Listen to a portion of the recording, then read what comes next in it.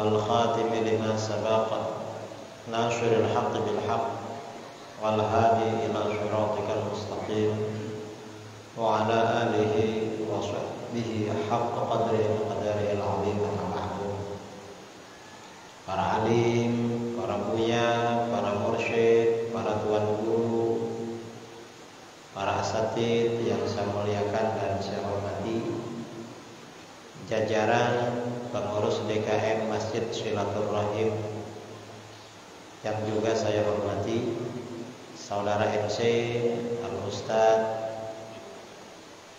Rahmat Taufik, Ustaz Rahmat Taufik yang juga saya hormati, para imam, para jamaah kaum muslimin dan muslimat yang hadir pada malam ini yang saya banggakan dan saya cintai. Alhamdulillah, pertama kali saya bisa masuk ke daerah Rokan Hulu yang disebut dengan negeri Seribu Suruh. Ini kecamatan apa namanya? Rambah. Di kecamatan Rambah. Dan perjalanannya dari Pekanbaru lumayan, kira-kira 6 jam tadi. Tapi gak apa-apalah. Kemudian yang kedua yang kita bahas adalah pemantapan akidah Ahlus Sunnah wal Jamaah melalui sifat 20. Kita di pondok-pondok atau di dayah, di menasah atau di madrasah diniyah diajarkan sifat 20. Sifat 20 ini sekarang mendapat tantangan. Tantangan dari siapa?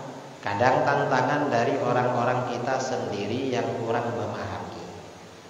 Juga tantangan dari orang-orang di luar Ahlus Sunnah wal Jamaah, seperti orang-orang Wahabi.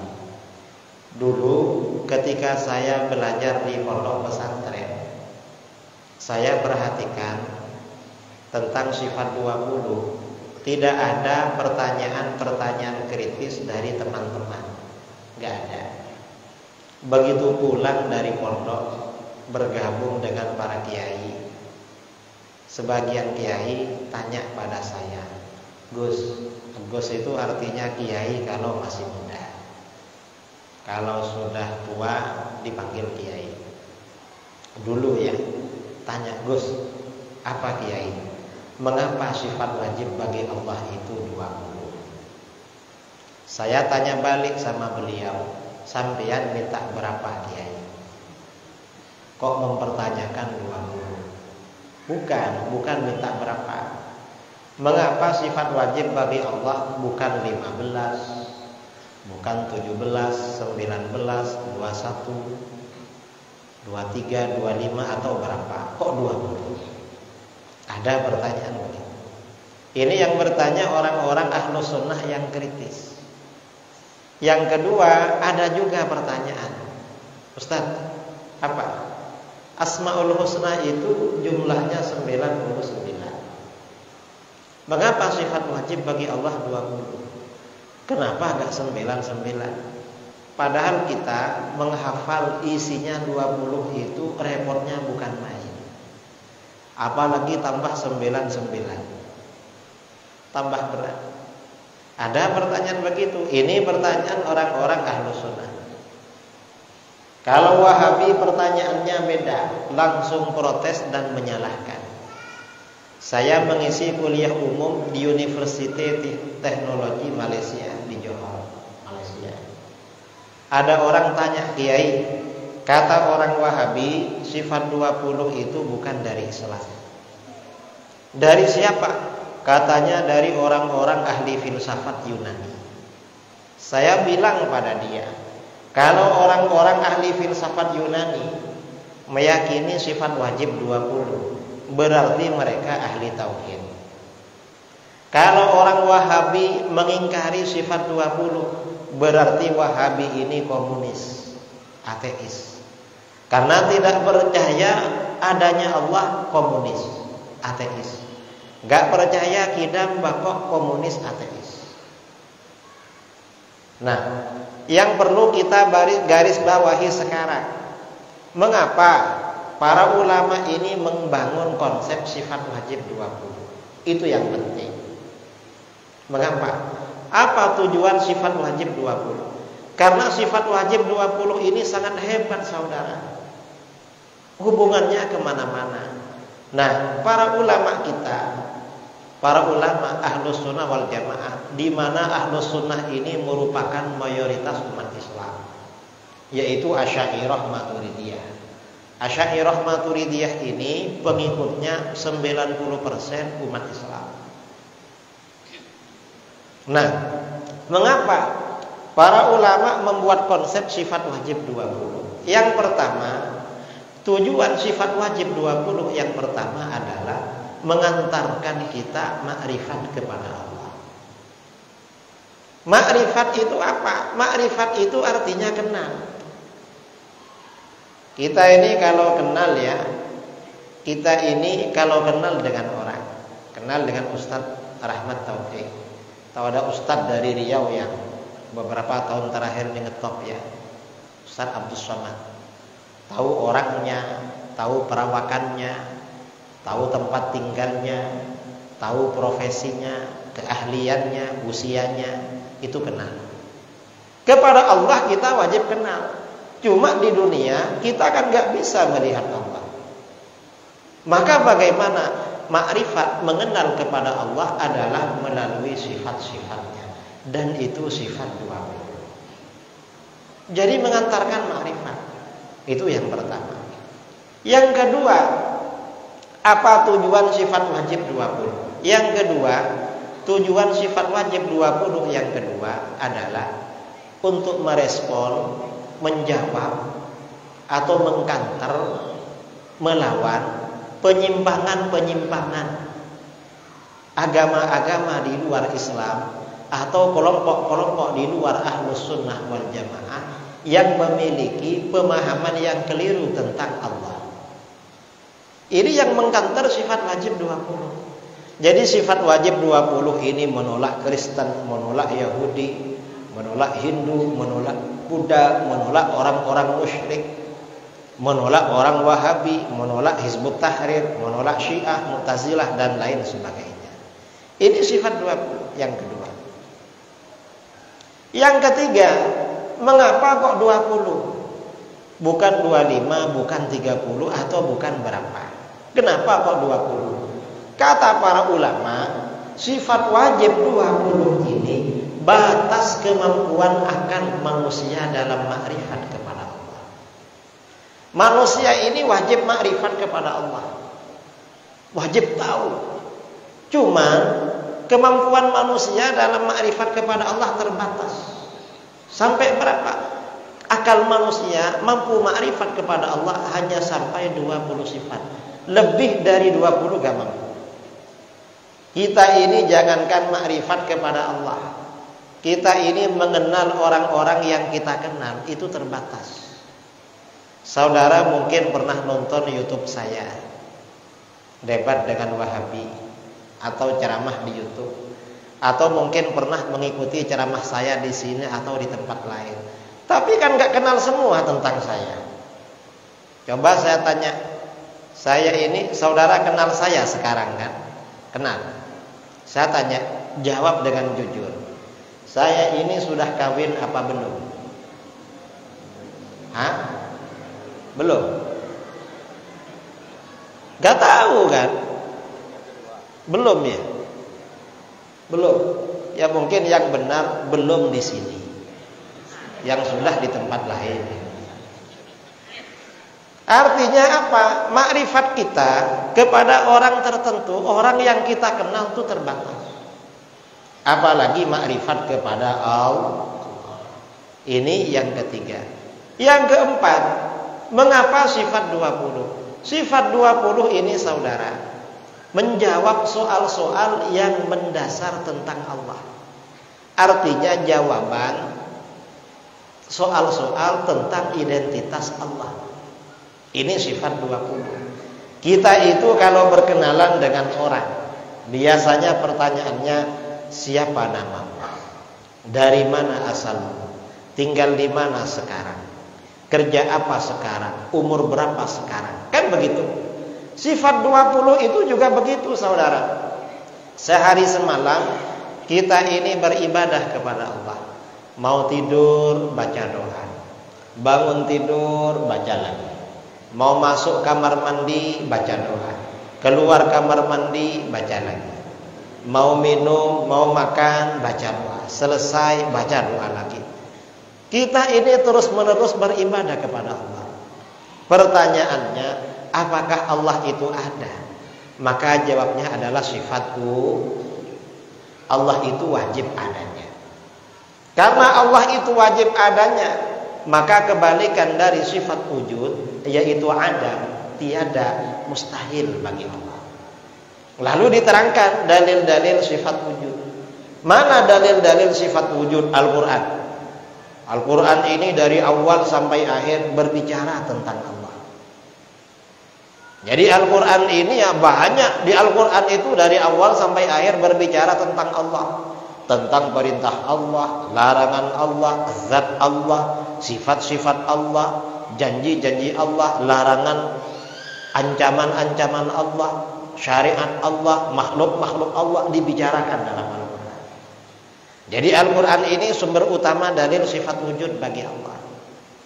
Makanya kalau ada orang di dalam Al-Quran gak ada dalil sifat wujud bagi Allah, mungkin Al-Qurannya beda dengan yang kita baca. Ada orang bilang begitu, ada. Atau mungkin lama gak baca Quran. Kok bilang di Al-Quran gak ada dalil wujudnya Allah? Sudah lama mungkin gak baca Quran, atau Qurannya beda. Karena kata para ulama, dalil-dalil sifat wujud bagi Allah di dalam Al-Quran banyak. Hadis juga begitu. Kemudian dalil akli. Cuman biasanya oleh para ulama kita, dalil wujudnya Allah yang disampaikan itu sering dalil akli, dalil rasional. Mengapa dalil rasional, dalil akli ini langsung mengantarkan kita makrifat pada Allah? Langsung, secara langsung, cepat dalil akli. Dan dalil akli ini diterima oleh siapa saja. Kalau kita pakai dalil Al-Quran, yang bisa menerima hanya yang percaya pada Quran. Yang gak percaya sulit menerima. Kalau kita ini pakai dalil akal, semuanya bisa menerima. Karena orang rata-rata punya akal. Karenanya pakai dalil akli. Ini dalil wujudnya Allah. Kalau ada yang bertanya, apa dalil wujudnya Allah? Para ulama kita ini biasanya menjelaskan di dalam kitab Tauhid, dalil wujudnya Allah adalah adanya alam. Alam ini artinya apa saja selain Allah ini alam. Kok bisa adanya alam menjadi dalil wujudnya Allah? Bisa. Karena alam ini perkara baru. Apa buktinya bahwa alam ini perkara baru? Alam ini selalu berubah. Kita berubah, dinding-dinding di sekitar kita berubah.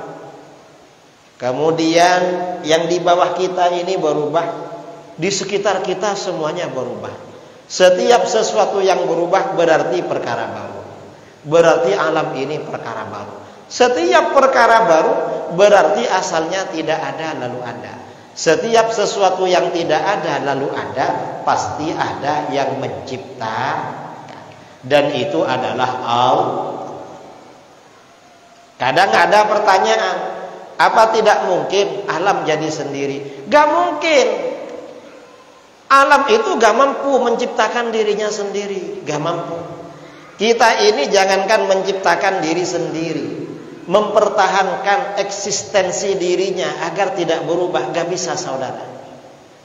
Manusia ini, kata Sayyidina Ali, batas ketinggian fisiknya usia 22 tahun.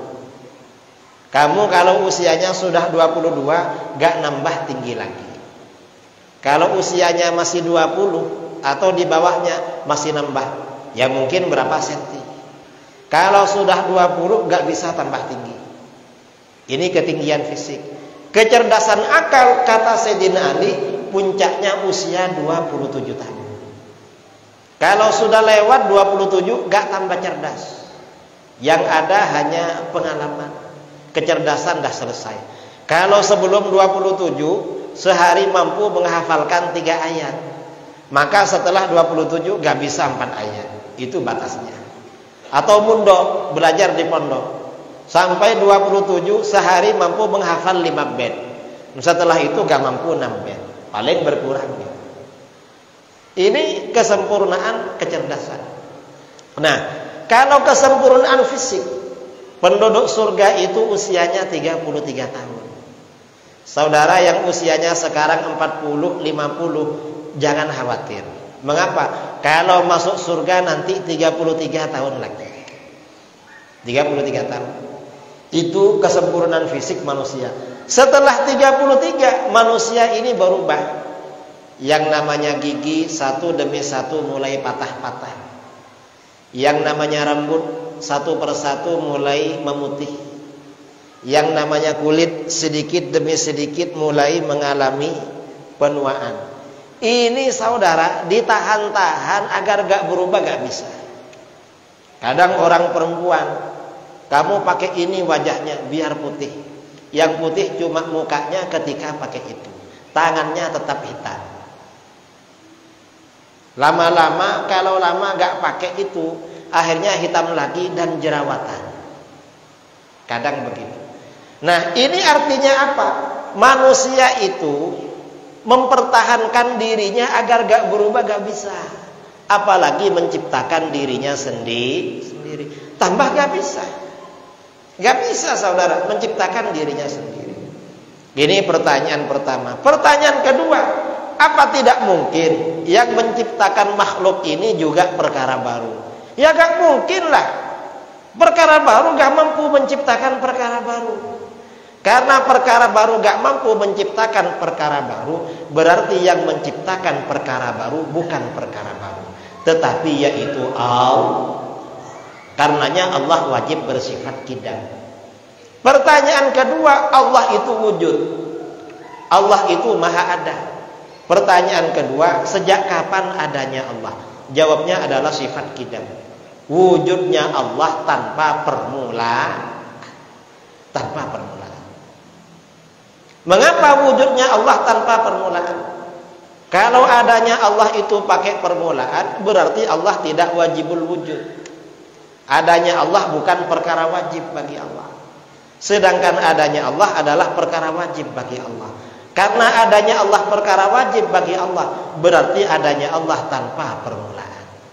Karena itu kebalikan dari sifat qidam, yaitu hudus baru, mustahil bagi Allah. Nah, dengan sifat qidam ini kita tahu bahwa perkara-perkara yang baru jelas bukan Tuhan. Contohnya apa? Orang Kristen mempertuhankan Bunda Maria dan Yesus Kristus, Siti Maryam dan Nabi Isa. Gak bisa itu. Mengapa? Siti Maryam dan Nabi Isa ada tanggal lahirnya. Tuhan gak pakai tanggal lahir, tapi kita. Orang-orang musyrik di negeri kita, orang-orang Hindu mempertuhankan patung-patung. Gak bisa itu. Wong itu dibikin sendiri. Tuhannya dibikin sendiri. Tuhan itu bukan bikinan. Tuhan itu tanpa permulaan. Karenanya apapun yang ada permulaannya bukan Tuhan. Ini pertanyaan yang kedua. Jadi aliran-aliran di luar Islam, agama-agama di luar Islam ditolak dengan sifat qidam. Pertanyaan yang ketiga, Allah yang wujud dan qidam, sampai kapan wujudnya Allah? Jawabnya adalah baqa. Apa baqa itu? Baqa itu artinya Allah maha kekal, maha abadi. Karenanya kebalikan dari sifat baqa, yaitu fana, rusak, binasa, mustahil bagi Allah. Mengapa Allah wajib bersifat baqa, maha kekal?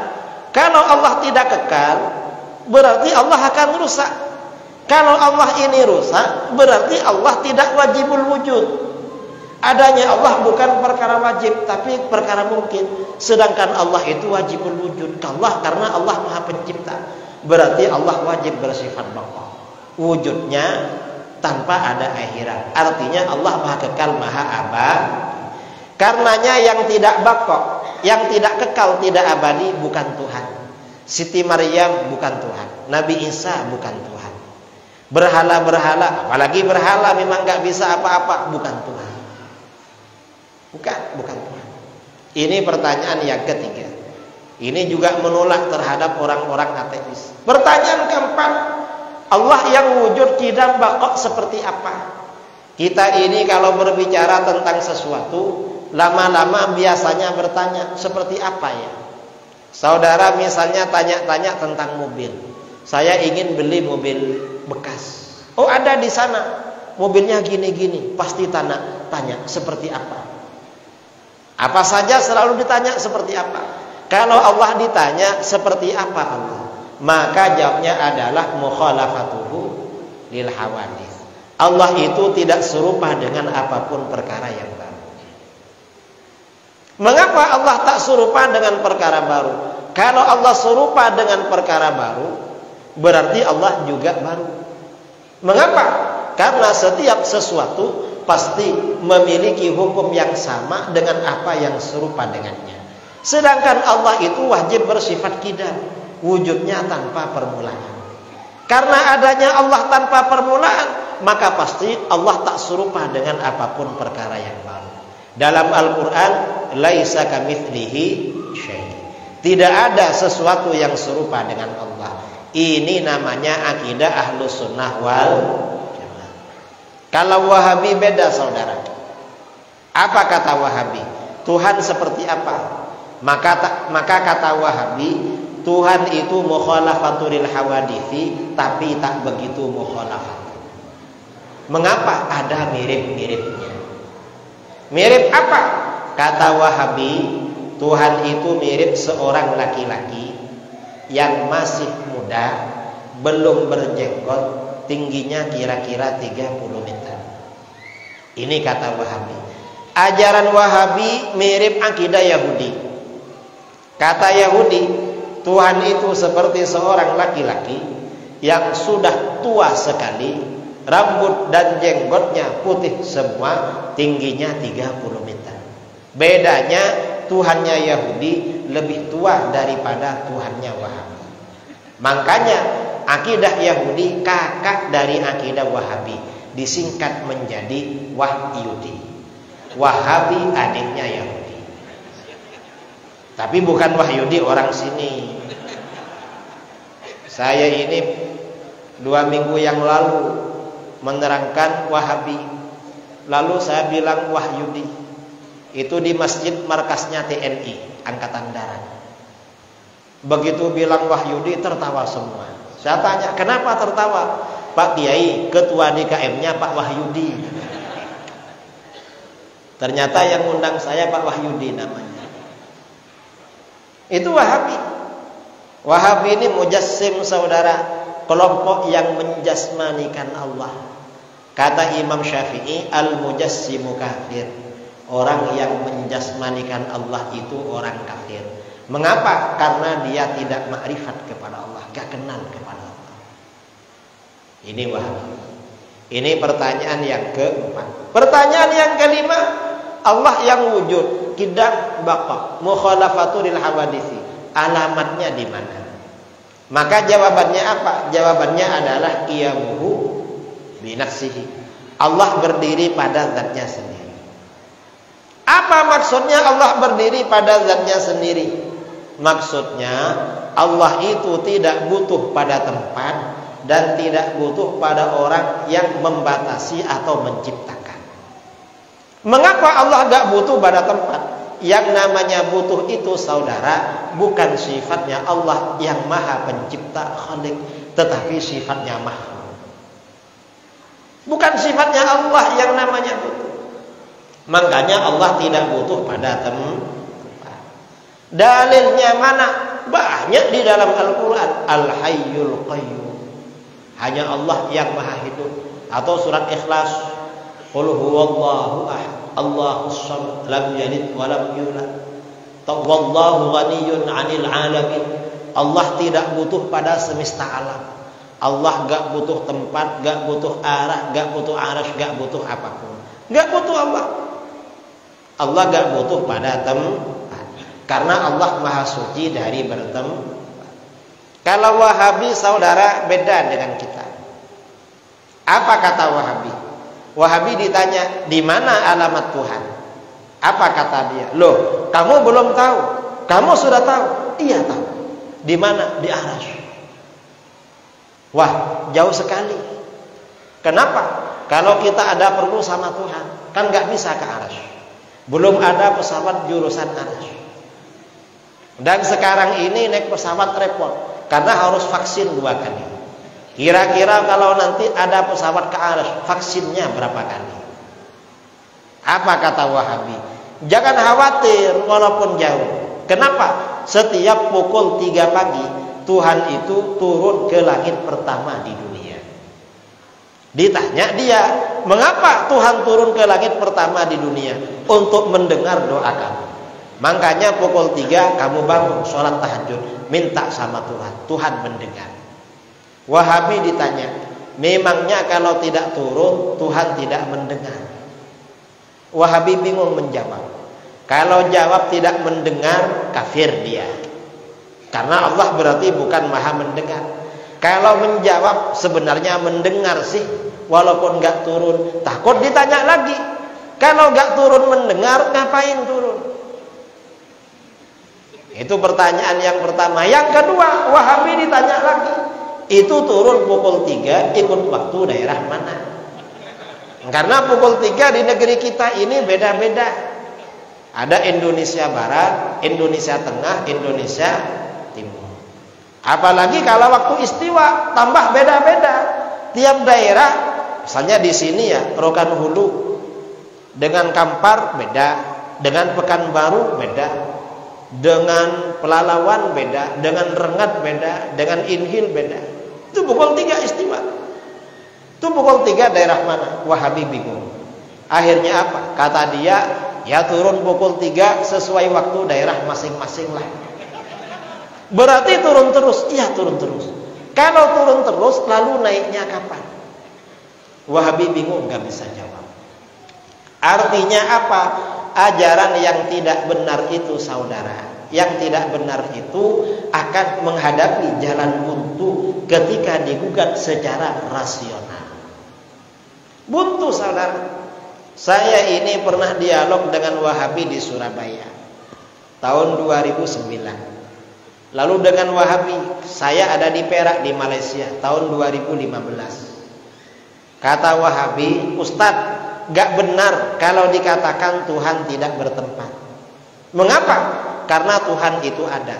Setiap sesuatu yang ada pasti ada tempatnya. Kalau tidak ada tempatnya berarti tidak ada. Saya bilang sama dia, kalau begitu kamu bisa kafir. Mengapa Ustadz? Saya tanya, di mana tempatnya Tuhan? Kata dia, ya jelas di Arasy. Di mana lagi? Kalau begitu kamu bisa kafir. Mengapa? Saya mau tanya, Arasy ini makhluk apa bukan? Kalau kamu jawab Arasy bukan makhluk, kamu kafir. Mengapa? Karena kamu meyakini ada selain Allah bukan makhluk Allah. Dan itu kafir, musyrik, syirik. Tapi kalau kamu jawab Arasy itu makhluk, kamu bisa kafir juga. Cuma kafirnya tidak langsung. Kamu pilih kafir yang langsung apa yang tidak langsung. Arasy itu makhluk apa bukan? Apa kata dia? Ya jelas Arasy itu makhluk. Gimana lagi? Akhirnya apa? Saya tanya sama dia, kalau Arasy ini memang makhluk, sebelum Allah menciptakan Arasy, Allah tinggal di mana? Apa kamu bilang karena Arasy tidak ada maka Tuhan tidak ada? Kafir kamu.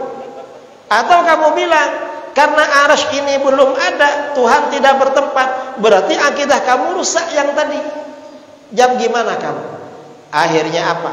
Kata Wahabi yang di Surabaya, Ustadz gak boleh bertanya begitu. Mengapa? Karena itu pertanyaan haram. Mengapa haram? Karena itu pertanyaan bid'ah. Kullu bid'atin dhalalah wa kullu dhalalatin finnar. Ini Wahabi. Wahabi itu saudara, kalau ditanya lalu gak bisa jawab, yang bertanya diharamkan. Itu modelnya Wahabi. Padahal pertanyaan begitu sudah ditanya oleh para sahabat dan ada di dalam kitab-kitab hadis. Hadis riwayat Imam Abu Dawud, riwayat Imam Ibnu Majah, riwayat Al-Baihaqi. Para sahabat bertanya, "Ya Rasulullah, aina kana rabbuna qabla an yakhluqal khalq?" Hai Rasulullah, Tuhan itu ada di mana sebelum menciptakan makhluk? Rasulullah menjawab, kana fi ama. Allah itu tidak bertempat. Tidak bertempat. Dalam hadis riwayat Imam Bukhari, sahabat bertanya, "Nas'aluka an awwali hadzal amr."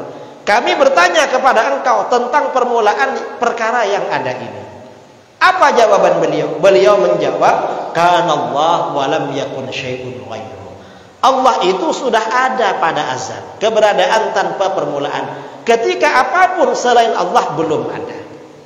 Tempat belum ada, arah belum ada, arasy belum ada.